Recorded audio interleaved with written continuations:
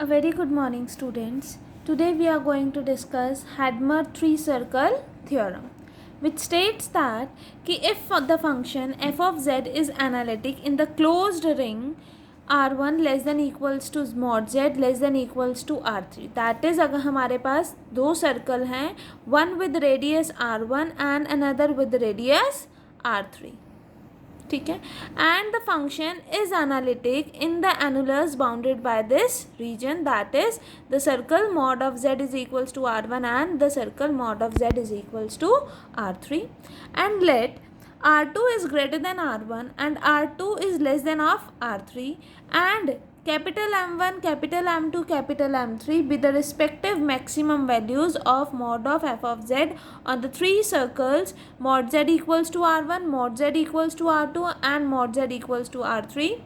Then we are required to prove that m2 की power log r3 by r1 is less than equals to m1 की power log r3 by r2 multiplied with m3 की power log r2 by r1. ठीक है, यहाँ पर हमें mention है कि r2 is less than of r1 and r2 is greater than of r1 and r2 is less than of r3, means वो circle कहाँ होगा, कहीं यहाँ पर होगा, in between r1 and r3. ठीक है, now let us start our proof. इस थ्योरम को प्रूफ करने के लिए हमें एक फंक्शन लेट करना पड़ेगा and that function be g of z, which is z की power k multiplied with fz where k is a real constant. Now we know that the function f of z is analytic in the annulus bounded between mod of z is equals to r1 and mod of z is equals to r3.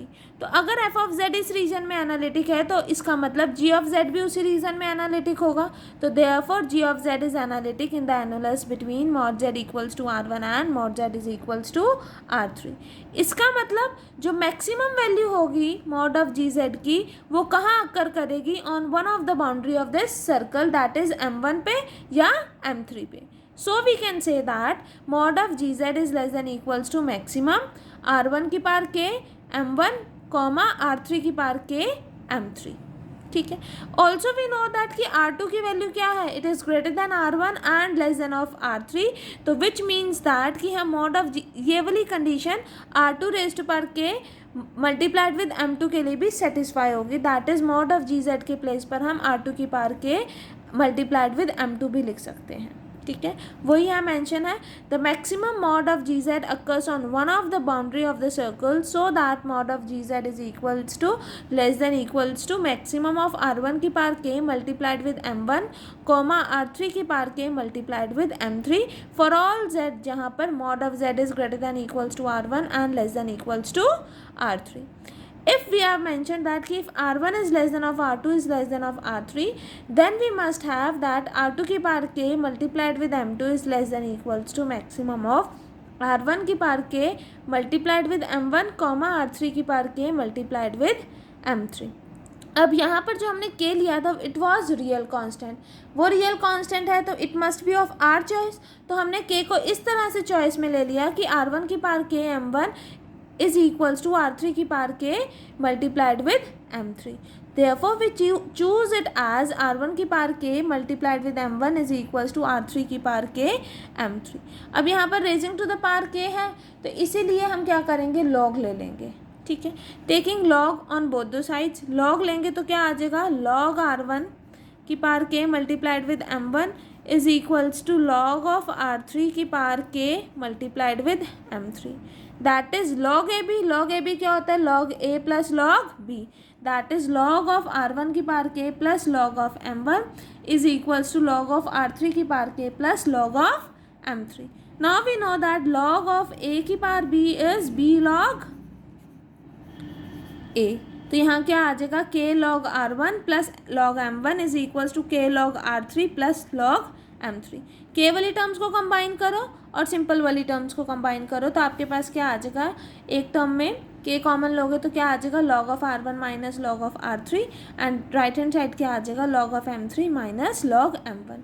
log a minus log b क्या होता है, log a by b, that is यहाँ पर right hand side पे हमारे पास क्या आ जाएगा, log m3 bye log m3 bye m1. यहाँ पर आप माइनस कॉमन लेंगे तो आपके पास क्या आ जाएगा, माइनस के log r3 minus log r1, that is log r3 by R1, that is यहाँ से हमारे पास K की वैल्यू आ गई, that is negative of log of M3/M1 divided by log of R3/R1. ठीक है स्टूडेंट्स. ऑल्सो यहाँ पर हमें क्या मेंशन है कि R2 की पावर K इज़ R2 की power K multiplied with M2 is less than equals to maximum of R1 की power K multiplied with M1 comma R3 की power K multiplied with M3. That is we can say that R2 की power K multiplied with M2 is less than equals to R1 की power K multiplied with M1.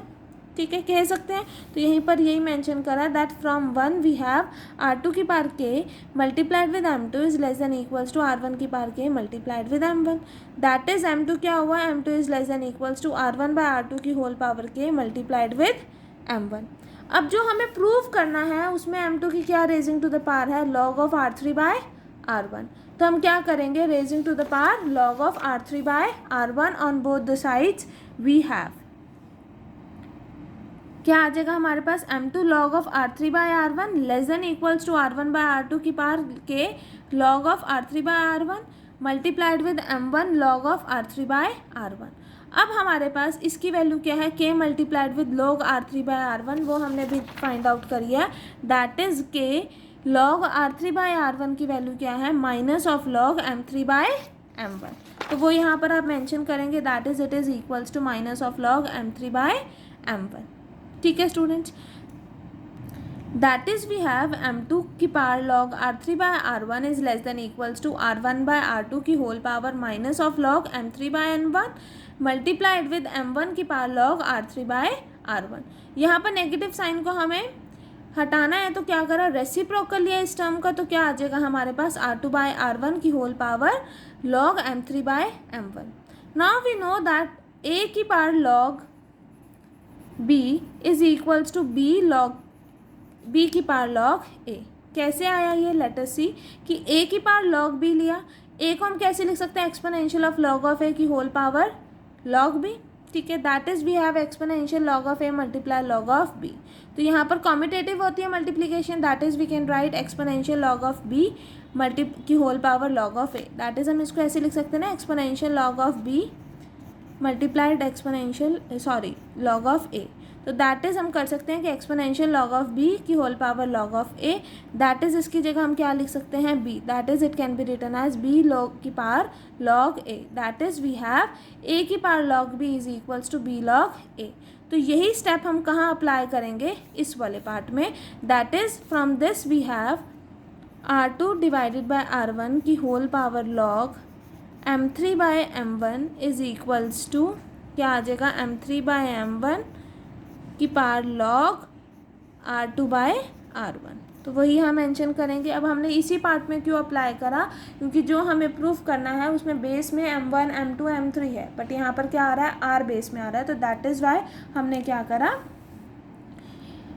इस वाली term में ये वाली identity का use करके change करा. That is we have M2 की power log R3/R1 is less than equals to M3 divided by M1 की whole power log R2/R1 multiplied with M1 की होल पावर लॉग R3/R1.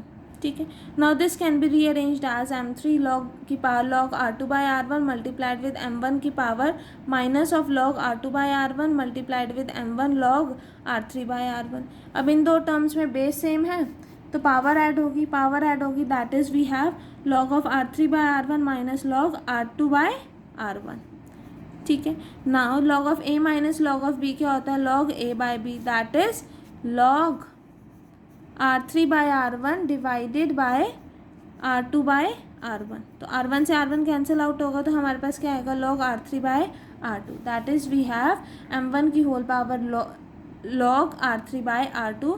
तो दस we have M2 की whole power log R3/R1 is less than equals to M3 की power log R2/R1 multiplied with M1 की power log R3/R2.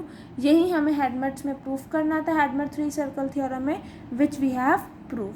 Just उसके बाद एक remark है, जहाँ पर ये जो हमने टर्म प्रूफ करी है उसको कंसिडर करा है, फिर log on taking log on both the sides करा है, and just log of M2 की वैल्यू फाइंड आउट करी है. That's all. ठीक है, this complete the proof of your Hadamard 3 circle theorem. Thank you class.